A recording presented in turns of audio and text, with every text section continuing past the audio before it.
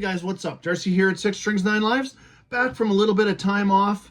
Initially, I thought, man, I need to get a review done for the brand new Halloween album, and another important release came out a week later after that. That's the new Primal Fear. And initially, when I heard these albums or I heard the first singles, as I was underwhelmed, to be honest with you, and I am so glad I waited, because generally, I'm not a day one review guy anyways. I'm not even a day two review guy. I need time to let things settle, sink in. And I've gotten to listen to this album at least, without exaggerating, 25 times at least, top to bottom. Brand new 17 studio album from WEEN Giants and Monsters. Just came out August 29th via Reigning Phoenix Music. And, I've been, anticipating this coming out for a long time, hoping it was going to be good. The first single popped out, I don't know, a few months ago. This is Tokyo. And I thought, okay, this is different. Was my initial reaction. And I thought, maybe releasing that song was a little strategic. I know they have, Halloween has a huge following in Japan. And why not? This is Tokyo. I even think that album got released in Japan 2 days earlier than anywhere else. So sure, why not? Let's soak it for what it's worth, whatever you want to say. But then the second single came out. That was Universe, Gravity of Hearts. And I thought, that is a really good, actually, it's a very diverse song. That song has a bit of everything. That one written by Sasha Greshner. Good song. And, I'll tell you who sang on what and things like that later. But initially I thought, this is sure a different album. And what I mean by that, little shorter than this is clocking in at 51 minutes versus the 65 minutes that the self-titled from 2021 is. But I'm going to tell you, honestly, this is the first Halloween album in a long time where I love virtually everything. There is one track on here, which is, I'll call my least favorite, but even that's decent too. So I'll get there when we get there. But yeah, here it is. I will show you more in my update about, the color of the vinyl and the booklet. But here's the band, the Pumpkins United lineup. It's so crazy to think. I was thinking, like Kai Hansen, for example. I love the guy. I love Walls of Jericho. I love everything from Gamma Ray, Hansen and Friends, whatever. But this is only Kai's 5th album that he's been on. Where you got Mike Marcus and Michael Wycath. They've been on all 17 of these studio albums. Andy Darris has been on 12. Michael Kiskey's only been on 6. And then you got the newer guys who have been on, I call them the newer guys, Danny Lobel on drums, and then Sasha Greshner on guitar. They've been in the band 7 and 8 albums. So yeah, and Andy Darris 12 albums already. So yeah, this one's produced again. If you know power metal or more European style metal, the name Charlie Bauerfeind. So Charlie has actually been on probably the past, I would say 8 or 9 consecutive Halloween albums, leading right into, the self-titled and Pumpkins United. Artwork again by Elran Cantor. So here's the full painting. Initially, I thought, it seems it's grown on me. Let's put it that way. This album, I love the colors and things like that. I'm not fully into this kind of, I don't know if you call it pastel, whatever type of artwork, but same artist is on the self-titled. But you know what? After multiple listens of this album, it's got a bit of everything. And initially, if you're like, shit, this is a really lightweight album, it has some lightweightness, but it also has some very speedy tracks. They utilize the vocals of Andy, Michael, and Kai with the harmonies, the background vocals. superbly. It is just, it's just a great album. And I will review every track, starting off with Giants on the Run. That one was written by Andy Darris and Kai Hansen and sung by Andy and Kai. Kai kicks in about probably the middle of the track where he has this kind of dungeon master voice, and then he goes into his regular vocals. Lots of double bass, lots of great solos, and there's lots of little intricacies that you're going to pick up on every time you listen to this album. There's keyboards, there's these sounds, chants, there's even some piano. In one of the fastest songs, there's some piano, that We Can Be Gods. Track 2, Savior of the World, which is written by Michael Wycath, sung by Michael Kiske. And I got to tell you right off the bat, out of the 3 vocalists, even though Kai is my favorite, technically my favorite Halloween vocalist, because I love Walls of Jericho, but that's for another day. But Michael Kiske has lost nothing. I would say he's only gotten better with age. Fantastic voice. So track 2 is Savior of the World. Like I said, great track 2. Now, when the third track, is a little too much, which is actually the third single. Now that one is probably the least Halloween-y type of sounding song, most radio friendly, period. But man, is it catchy. The vocals start off with Andy first, and then Michael takes over on the second verse, and there is a breakdown where Michael Andy's vocals blend into Michael's vocals, and that's where I'm like, holy shit, you know what? Michael has lost nothing on the vocals. Fantastic song.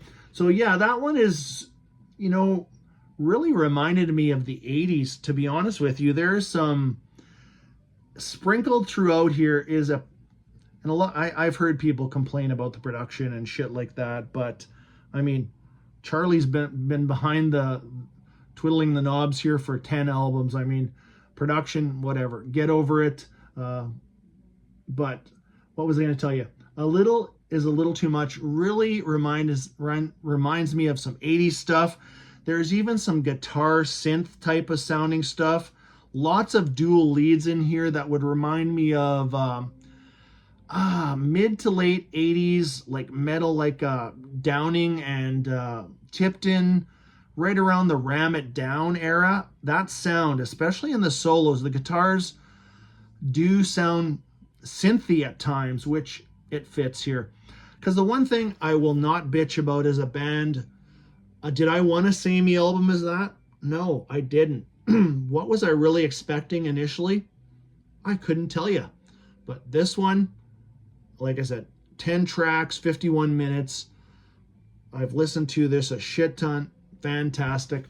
Let's just continue. Into the Sun is that. So Into the Sun would be my least favorite track on here.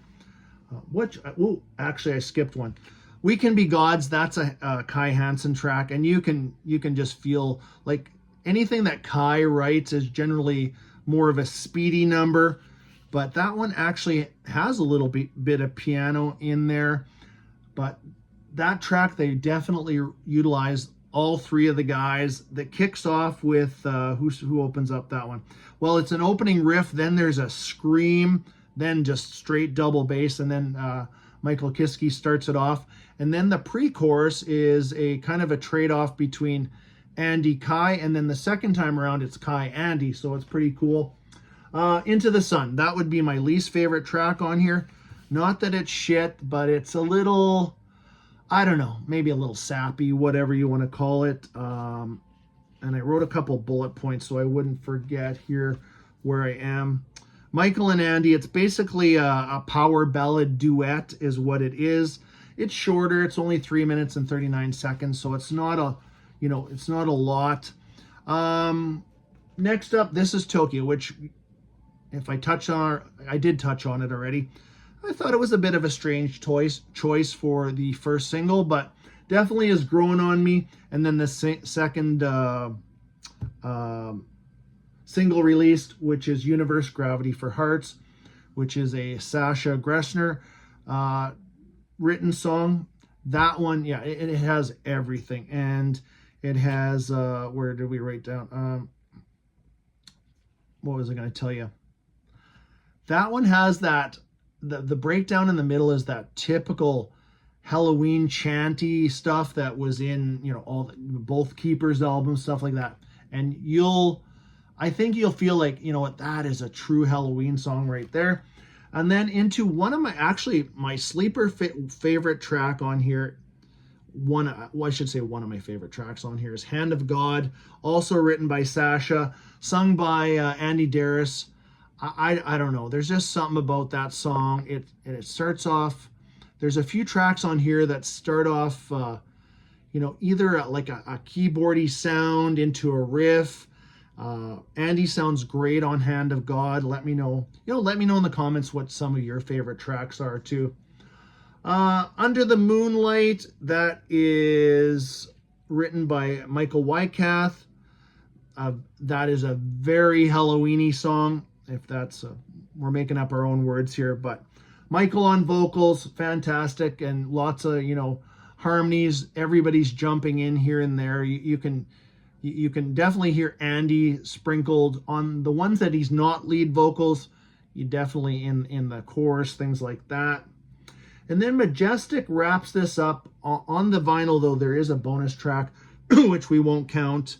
I generally don't.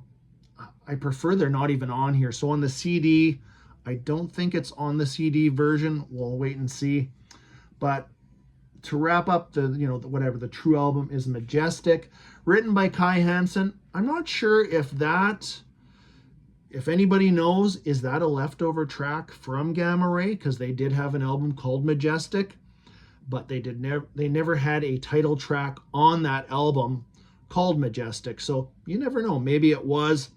Kai does the intro to that. There's kind of just a talk part, and then straight into Michael, and Andy's in there too. But what a great track. That one is the longest track on the album. No, I shouldn't say that. Universe, Gravity for Hearts, and Majestic are both around the 8-minute mark. So there's not any super epic long, 12, 13-minute tracks on here. But there's enough of everything to keep me interested. And honestly, it's like I just want to play it again. That 51 minutes is not a struggle whatsoever for me. Let me know what you think. But this one has actually exceeded my expectations at this point. And I can honestly tell you, unless I go and listen to the self-titled another bunch of times, I actually like this new album better. I feel like, those epic great tracks on the self-titled, like Fear of the Fallen, Skyfall. A couple of my favorite tracks on here are Mass Pollution. But there is a bit more filler on that album, and maybe with that 14 extra minutes, maybe that's why. I have no idea. But overall, this is a 5 out of 5, a 10 out of 10 for me. Like I said, it just kept growing on me and growing on me. And I'm glad I waited to talk a bit about it, because I probably would have said stuff initially after, those reviews that some clown listens to the album one time and he pumps out a review. It's just like, that type of review is honestly useless to me. So I'm glad I waited. And anyways, high praise for this album.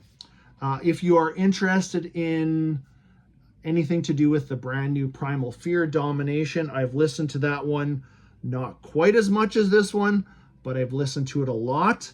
And I had a lot of, maybe I shouldn't say a lot, a few of the same reservations of like, oh, here we go again, same album, same shit, same formula. To an extent, yes, but I'm going to tell you, Primal Fear, pretty good album too.